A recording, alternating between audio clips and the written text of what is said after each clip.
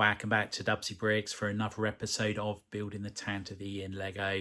And first of all, I'd like to say a massive thank you for the 2 donations I received via PayPal on the last video. First of all, we had Ian Wright or Crash CR4SH with the €20 donation. And we also had a £25 donation from Chris from CKS Bricks. I know you guys have followed the channel for quite a while, and I really appreciate all your comments, and these donations are just fantastic. So thank you so much. It's come in super handy at this stage of building the Tantive IV. So yeah, I can't thank you guys enough. In the last update, I was working on the engine mounts just here. We were correcting the shape and size of these two in the center here. They were at the wrong angle and they were too high at the back. And I also worked on prototyping the very end part of the engine. Now that I've got that all prototyped and I know what design I'm going for with that, I can now calculate how many pieces I need to order in. I did work out that I need 880 of the 2 long cheese wedges. Now, I was hoping I had some coming in my brick lug order. However, they are in light bluish grey as opposed to dark bluish grey. I have got 500 2x4 dark bluish grey tiles coming in, so they're going to be perfect for the engine. So I'm going to go for dark bluish grey over light bluish grey. So now we've got the whole of the engines and this section all sorted. We can now start calculating what parts we need to order in and get that order placed. But what I want to do in this update is come back to this section here and start doing some more work on this, just in case there's parts on here that I need. There are parts I know for a fact I'm going to need for the hull of this part here. I am going to start building on this using the incorrect colours, just so I can work out what pieces how many I need of each part. But I also want to start working on the hull of this part of the vessel as well, just to give me an idea of what pieces I'm going to need for that. So without further ado, let's clear off this mess on the table here, rotate this round, so I want to work on the other side of the vessel, and then we can start prototyping the design of the side. And here we have the start of the panelling on the opposite side to the boarding section, and these won't be grey by the time I've finished. I need to order in some of these white brackets here, or modified plates. And it's doing a very similar technique to the cockpit section.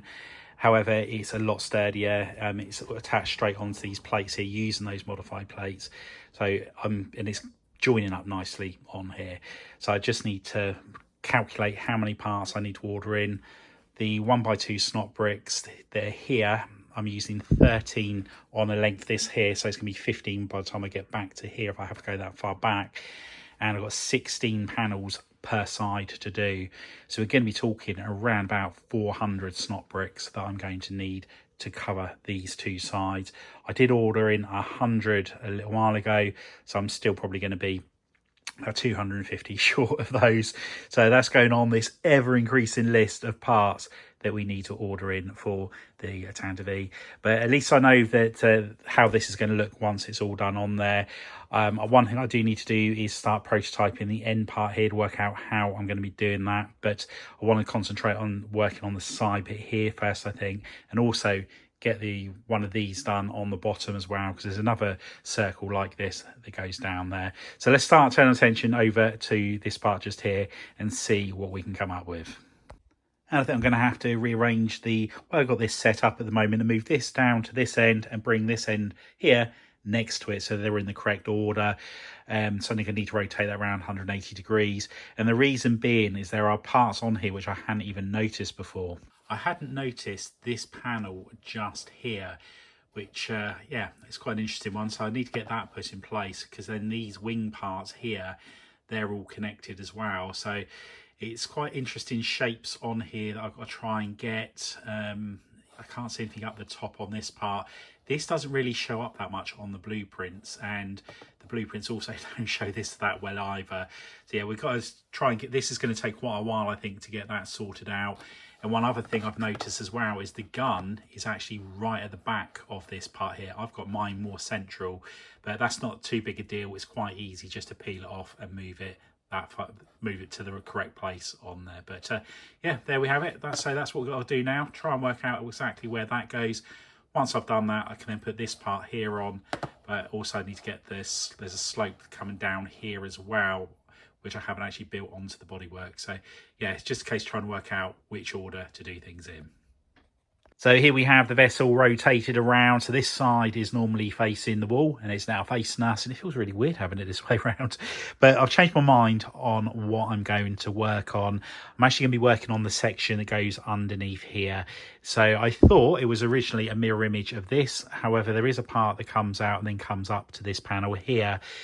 What I think I will do is put some Technic bricks along here, which is going to help to reinforce this section.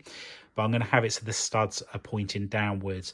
That way I can have the studs pointing down. It's going to give me a lot more pieces that I'll be able to use. So instead of being stuck with inverted slopes, I can actually use normal slopes, for which there are a lot more choices, a lot more angles to work from. But also with the studs facing down, I'll also be able to tile the bottom and get a lot more details with any greebling should I wish to do so. So let's start working out exactly what we need to do with this. Once I've got this part on here, I know how far down I need that panel to come that I was just pointing out on the computer screen. So here we have the start of the bottom. So we've got the studs pointing downwards now, and I'm just adding a couple of extra rows of plates, and then I'll just plate all the way across. And I was thinking that this was bowing a little bit, but I think it's actually this panel moves a bit. So I put extra rows, I think it's 3 rows of Technic bricks along there, and I had no trouble clipping them in. So I think it is just an illusion with this panel here. But I'm sure that once I've built on here, we'll be able to straighten everything up on there. But one thing I do need to get some strength into is this display stand. I just had to rotate the build around 180 degrees, and this leg was at an angle, so it's twisting somewhere, and I don't want that to break. So what I'm going to do is remove these bricks along here, connect the 2 Technic structures together, then build the brickwork back up and plate over it, make it nice and solid, the same as what's on this one here. So yeah, I think that's going to be the most sensible thing to do with the display stand. And I think that this is bowing very, very slightly. It's probably by about half a plate, maybe a fraction more. So I need to put a support beam in the middle here. But obviously the problem you've got, the studs will not clip together. You can't get them in because of the smaller gap. So I need to almost bend this bottom section here to enable me to then get it in, which will then force the shape to be correct. The only other way that I can do this, if I put these 2 support beams, if I put these 2 display stands over 2 tables, so there's a gap in the middle, I can then build up and then clip everything back together. So I'm just going to try and do that, and hopefully it's going to work out. Now we've managed to bridge the build between 2 surfaces here and build this in. There's a little bit of tension on here at the moment. I haven't finished building it, as I've still got to put a couple more Technic parts in there and then clip it all in place. But yeah, this really has proved to be quite the challenge, getting this all in here. But once again, it's one of those things that I've learned a lot from. I thought that I'd put more than enough strength in this section here, and the support legs were in the correct place. But in hindsight, I think I should have moved this one along here, probably by about 6 to 8 studs, and then that would have worked out perfectly. But hey ho, you learn from your mistakes, and when we make our next large scale mock, we'll make sure that there's plenty of support in all areas. And we're having to get creative with the building techniques on here, and this is all due to me not noticing details on Tantive IV before I started building it. And basically there's a plate that comes out of here, and then it comes along and then it goes up to this panel, and I just didn't notice it at all. I thought this bottom section was the same as the top. How wrong was I? So I've decided to try and attach a plate on the top of this Technic brick here, which is the bottom of the brick. However, whenever I'm pushing up, it's popping off of there. I had to take these Technic beams off to attach the plate to it, then slide it back on. That was quite the job, but it didn't work. So I've now had to get creative. We've got this panel just here, which seems to be nice and strong, and it's got these Technic pieces on the end here, which I'll be able to connect to the actual build. And the part that I've used is this. So it's a Technic brick on one side and a plate on the back of it. So that plate is now wedged, or the plate of the Technic piece is wedged between the tiles and the plates there. I've got all the details on here that I want, so it's a lot easier. Then what I'll do is attach this to the Technic beams just there, and we'll just put bricks on the edge parts. So I'm hoping that that is going to work. And if I just show you the technique I'm using on this panel here, I wanted to have cheese wedges on the very top here. However, we've got the anti-stud, as you can see there. So I've put a bracket on the bottom of the plate, and I've attached a snot brick to the bracket, and that's enabled me to get the stud pointing in the opposite direction. So now we're able to get the cheese wedges on the very top there, and that's going to enable this wall section here to get closer to the panel above. And the next job we have is to plate off or tile off and get the details into the panel just here. So I need to make 2 of these, and they go on here. They just rest up against these slopes here. They're the same angle as the ones on the very top. And then I've just got to work out how I'm going to attach them onto the actual base bit just here. Once I've done that, I can then put the final bit of paneling across the bottom. And here we have our 2 panels, and I decided to make them a little bit different, just add some different greebling details on there. Certain parts of it are the same, so I've got on both of them the rib effect here and also these 2 sections, but apart from that they are different. The next part is to attach these to the vessel, and I decided to prototype a connection as opposed to just building straight onto the ship, and this is what I've come up with.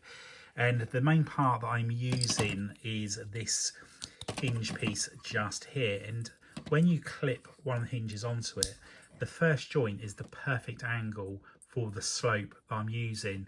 So I may look at using these on the top of the vessel. At the moment I'm using the plates, these parts here, built into the brick wall, and it's not very strong. So this could be a quick, easy way of fixing that problem and getting it nice and sturdy like we've got here.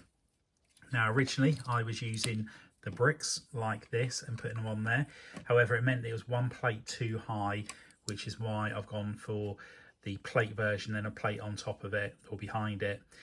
By using these though, this gives me an odd stud number, and I need it to be even, which is why I've got these supports in the middle here to support the roof section or the outer section of the hull.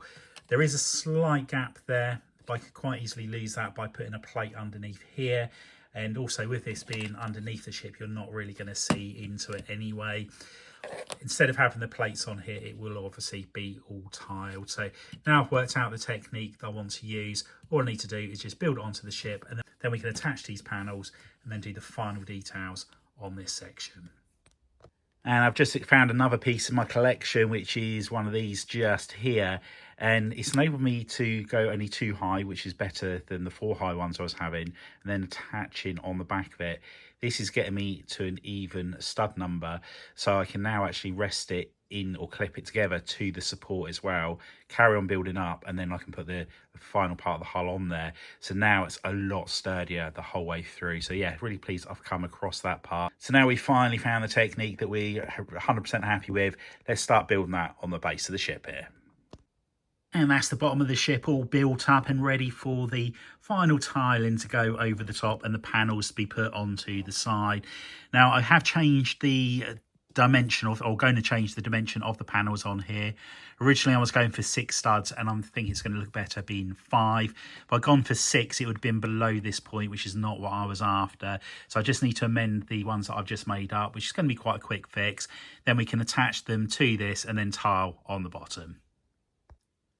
And there we have the panels all attached, and the tiling started on the bottom of the vessel here, and it's hidden the display stand connections very well.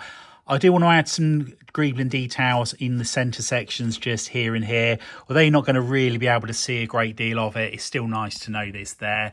And I just need to sort a few bits out along the very front part just there. But what I'm going to do now, I'm just going to put all 4 sections of the Tantive IV together and see how it's now looking.